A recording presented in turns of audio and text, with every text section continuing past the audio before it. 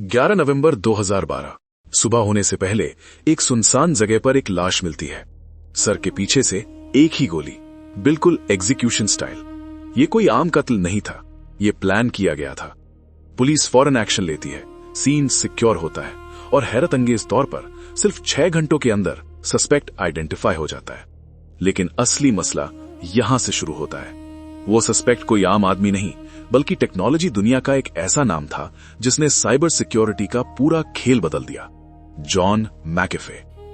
मगर जब पुलिस उसके घर पहुंचती है, वो गायब होता है। ना कोई रेजिस्टेंस, ना हेस्टी एस्केप के निशान, सब कुछ इतना नॉर्मल जैसे वो पहले से तैयार था।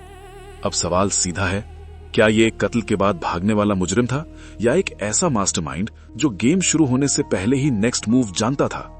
और कहानी का सबसे खतरनाक पहलू अब सामने आता है। ये आदमी बाद में अपनी मौत का ड्रामा रचाता है, लॉ एनफोर्समेंट को ओपनली चैलेंज करता है और 18 महीने तक सिस्टम को कंफ्यूज करता रहता है। कैसे और क्यों? आखिर उसके पास ऐसी कौन सी बात थी जो आज तक राज बनी हुई है? ये सिर्फ एक मर्डर केस नहीं, ये एक ऐसा खेल है जहां सच और धोखा एक ही चेहरा पहनते हैं। 1987 सिलिकॉन वैली। ये वो दौर था जब कंप्यूटर्स अभी नई दुनिया का दरवाजा खोल रहे थे, लेकिन हर नई चीज के साथ एक अनजान खौफ भी पैदा होता है, कंप्यूटर वायरस। लोग समझ नहीं पा रहे थे कि ये खतरा कितना बड़ा है। कंपनीज बेचैन थी, सिस्टम्स महफूज नहीं थे और हर तरफ एक गैर यकीनी फिजा थी। इसी बेचैनी के दरमियान एक नाम उभरता है, जॉन मैकेफी। एक प्रोग्रामर, लेकिन सिर्फ प्रोग्रामर नहीं, वो इंसान जो सिर्फ कोड नहीं, जहनियत को समझता था। उसने एक सीधा सा सॉफ्टवेयर बनाया वायरस डिटेक्ट करने के लिए। आइडिया सिंपल था, लेकिन उसके पीछे जो सोच थी वो खतरनाक तौर पर गहरी थी। यहां एक छुपा हुआ पहलू था। उसका असल वेपन कोडिंग नहीं था, बल्कि खौफ था। सवाल यह है, उसने इस खौफ को कैसे इस्तेमाल किया? वो मीडिया के सामने आता, इंटरव्यूज देता और पूरी यकीन के साथ कहता, ये वायरस सिर्फ कंप्यूटर्स नहीं, कंपनीज तक को तबाह कर देंगे। ये अल्फाज सीधे जहन पर असर करते थे। लोग सिर्फ सुन नहीं रहे थे, महसूस कर रहे थे। और जब इंसान डर जाता है, उसकी सोच बदल जाती है। वो फैसले दिल से करता है, दिमाग से नहीं। नतीजा, कंपनीज ने इंतजार नहीं किया, उन्होंने प्रोटेक्शन खरीद ली। कुछ ही अरसे में बड़ी बड़ी कंपनीज उसका सॉफ्टवेयर यूज कर रही थी और पैसा बेपनाह बहने लगा। लेकिन हर कहानी में एक खामोश दरार होती है और यहां भी पहली दरार नजर आती है। जॉन मैकेफी एक आम इंसान नहीं था। उसकी सोच, उसका रवैया किसी सीधी लाइन पर चलने वाला नहीं था। अब असल सवाल उठता है, जब पैसा, शोहरत और ताकत सब हाथ आ चुकी थी, तो फिर कमी किस चीज की थी? और वो कौन सी बात थी जो उसे चैन से जीने नहीं दे रही थी? कॉर्पोरेट जिंदगी उसके लिए ये एक कैद थी। कवायद, निजाम, पाबंदियां, वो सब तोड़ देना चाहता था। उसका रवैया बदलने लगा, आदतें इंतहा पसंद होती गईं, जिंदगी हदों से बाहर निकल रही थी। सवाल ये पैदा होता है, क्या ये सिर्फ बगावत थी या किसी गहरी और खतरनाक सोच का इजहार? 1993 वो अपनी कंपनी बेच देता है। बेपनाह दौलत हाथ आती है और फिर सब कुछ छोड़ देता है। लेकिन कहानी यहां से खतरनाक मोड़ लेती है। आजादी मिलने के बाद इंसान या तो अपने आप को संवार लेता है या फिर धीरे धीरे टूट जाता है। मैकेफी के साथ क्या हुआ? 2009 वो अमेरिका छोड़ देता है, बिलीज का रुख करता है। ना कोई कानून की सख्ती, ना कोई निगरानी। एक ऐसी जिंदगी जो जाहिर में मुकम्मल लगती थी, लेकिन हकीकत कुछ और थी। घने जंगल के दरमियान उसका एक मरकज था, हिफाजती गार्ड, हर तरफ निगरानी का निजाम। सवाल यह है, क्या वो किसी से बच रहा था या हर किसी से डर रहा था? उसके करीबी लोग धीमी आवाज में कहते थे, ये आदमी खतरनाक है। और फिर एक छोटी सी बात सब कुछ बदल देती है।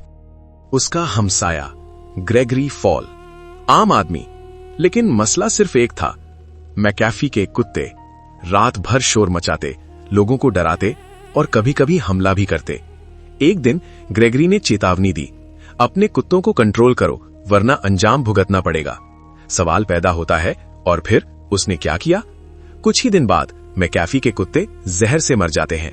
मंजर दर्दनाक था, लेकिन यहां से कहानी खतरनाक मोड़ लेती है। 24 घंटे के अंदर ग्रेगरी फॉल लाश की शक्ल में मिलता है। स्टाइल वही, एग्जीक्यूशन बिल्कुल प्लान के मुताबिक।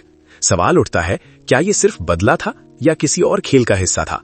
पुलिस सीधा मैकेफी के पास जाती है, लेकिन वो पहले ही गायब हो चुका था। सवाल फिर भी दिमाग में घूमता है, कैसे, इतनी जल्दी कैसे? जैसे हर मूव पहले से तैयार की गई हो, और असल में ये सच था। महीनों से वो तैयारी कर रहा था, छुपने के लिए सेफ हाउसेस, गुप्त रास्ते और वफादार लोगों का जाला। पुलिस तलाश करती रही, हर बार वो निकल जाता, लेकिन कब तक? 3 दिन बाद वो मुल्क ही छोड़ देता है, गैर कानूनी रास्ते से, ग्वाटेमाला।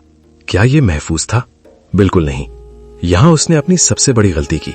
सवाल पैदा होता है, एक ऐसी गलती जो एक जीनियस भी नजरअंदाज कर देता। उसने मीडिया से राब्ता किया, तस्वीरें खींची गईं, कहानी छपी, और उसी पल उसकी लोकेशन लीक हो गई।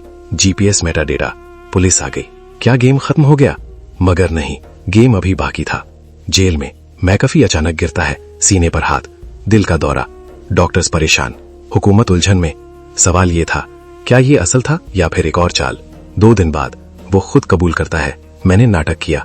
नतीजा, उसे बिलीज नहीं भेजा गया, यूएसए भेज दिया गया। चेकमेट।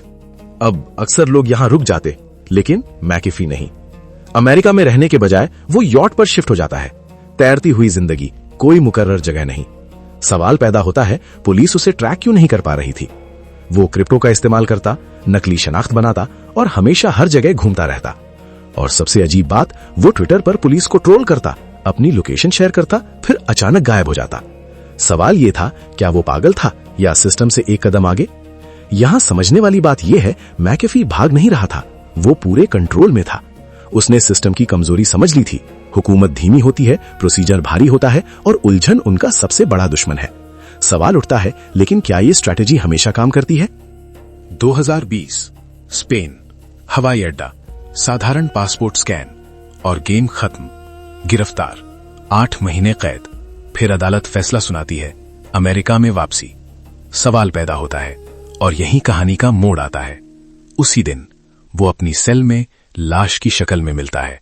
दफ्तर का बयान, सुसाइड। लेकिन कहानी यहां खत्म नहीं होती। उसने खुद कहा था, मैं कभी सुसाइड नहीं करूंगा। उसके सपोर्टर्स कहते हैं ये एक सेटअप था।